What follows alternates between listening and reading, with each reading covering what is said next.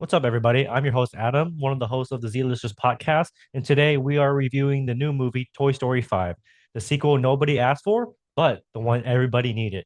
This one genuinely surprised me a lot, and let's talk about it.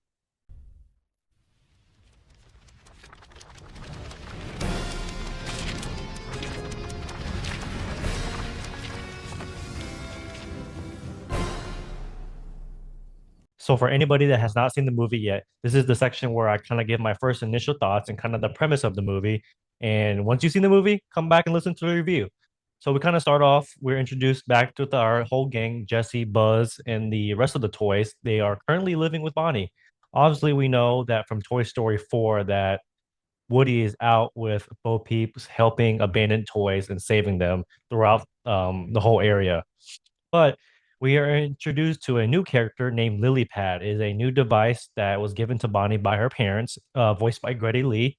Once the Lily Pad is introduced, there's a big friction between the toys and Lily Pad.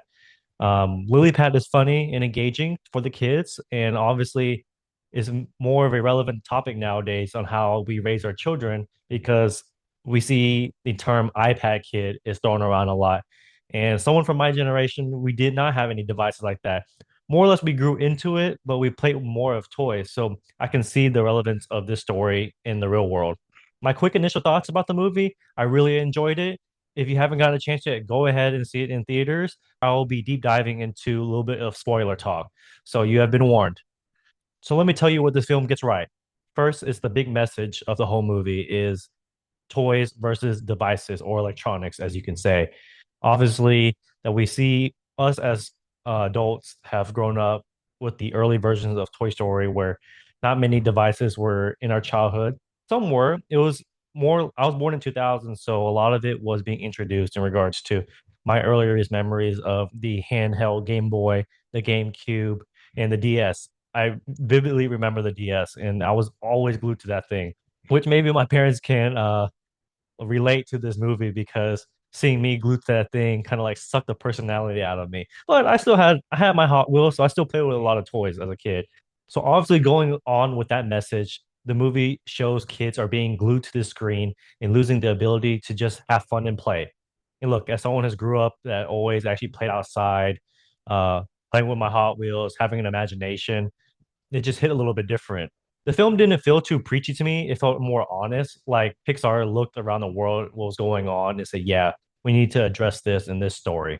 And the best part of this movie is that I enjoy that Pixar did not make the technology aspect and devices the main overarching villain of this story. Lily Pad isn't evil. She's actually just a device, as you can say, to help make your life a little bit easier. Obviously, you could see the benefits of throughout it in the story that Lily Pad is helping Bonnie connect with other friends and stuff. Well, of course, there are things as cyberbullying, unfortunately. But my first initial thought when they were having that group message with Bonnie is, man, she would never survive in a PS3 Black Ops 2 lobby. She would never get through that. I mean, you see iPad kids everywhere nowadays, and even each one of us has our own lily pad in our own pocket. The camera I'm recording on now is my phone. I use that all the time. I use my laptop all the time.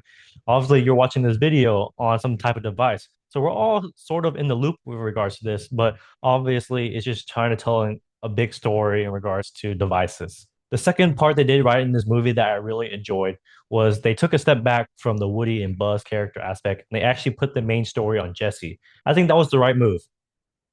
Like, be for real.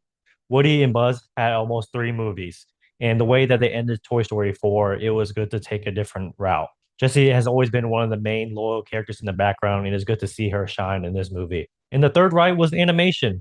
Obviously, they were very limited back then with the original Toy Stories, but you can see how well these animators and developers were able to put this out. Everything felt so real. Even obviously, if you take a look back from the humans now to the humans back then, there is a major difference. And I give all props to them in the animation studio for this. Now to go into a little bit the iffy subplots that I thought it was okay, but I felt like it was not really necessary was the whole 50 Buzz Lightyear toys that were added into it for, I guess, comedic purposes and to have something happen in the third act, as we'll get into. So obviously we see that about 50 Buzz Lightyear action figures wash up on the edge of the shore. They associate their this Northern Star as Star Command, and then that's where they take off. They just keep following that Star Command, what was built into them. Don't get me wrong, some of these scenes were really funny and really good, but totally it doesn't really connect to the main plot until really later on in the third act. Thinking back, I didn't really get the big laughs out of this subplot, but I enjoyed when it was there. So the big elephant in the room is, what about Woody? How much is he involved in this movie? I felt like he was involved a good amount of time. He wasn't too pushy to try to take more screen time over Jesse's character. I think he was in it the right amount. And for me, I believe Woody's arc was concluded in Toy Story 4. So it was a good to move on to another character story and view from a different perspective. So the big hitter question, was this sequel necessary? Absolutely. It's another great film by Pixar. Toy Story 5 hits it out of the park with the emotional tones, laughs, and really good storytelling. And look, I get why people think Toy Story 3 was the perfect ending for this trilogy. And I know some people had their gripes about Toy Story 4 and they kind of took a departure. But I feel like this sequel here is a need to watch in regards to a different, fresh take on Toy Story. So obviously, we're going from Jesse's perspective, and obviously, we're going into the more of the realism now of devices versus toys. But here's my answer: when this movie is that good, it says it for itself. Pixar made Toy Story 5 not as a cash grab, but to tell a genuine story. All right, this is what you stuck around for the whole video is to listen to my final verdict. So, Toy Story 5 was genuinely a great film, another great Pixar movie. Not to the level of what I felt during Toy Story 3, but it's right up there. But it's comfortably in the upper tier of the Toy Story films. So, for number ratings, I'm going to be giving Toy Story 5 a 8 out of 10.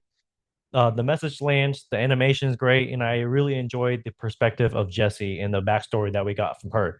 To talk a little bit about that, I totally forgot. Showing the scene where her original owner, Emily, obviously we don't get to see much of her backstory in the previous films, but to whole overall conclude it in this story and kind of give flashbacks and see the trauma she's been through, because she's been through three kids. She's been through Emily, she's been through Andy, and now Bonnie. And it's tough to see these kids grow up, but obviously the story is telling you time will move on, and just to be a point of their life, to be a little bit a part of their life in a positive aspect is what they'll take. And man, during that tree scene where she finds the little time capsule of Emily actually naming her child after her, Jessie, was very emotional scene. I thoroughly enjoyed it. So for the Z-listers verdict on where it lands of to skip it, stream it, matinee, worth it, or must see, I'm gonna be putting it on must see. You got to see this on the big screen. Watch it as many times as you can. Of course, we are advocates here on the Z-listers to go watch it in theaters, but I genuinely believe this is a must see on the big screen. So that was my review on Toy Story 5. Let me know what you think. Was this a departure from the Toy Story trilogies and sequels that you were thinking of? Was it a good way to take on to a different character route, or did you not enjoy that way? You let me know in the comments, and we'll catch you on the next review. See ya.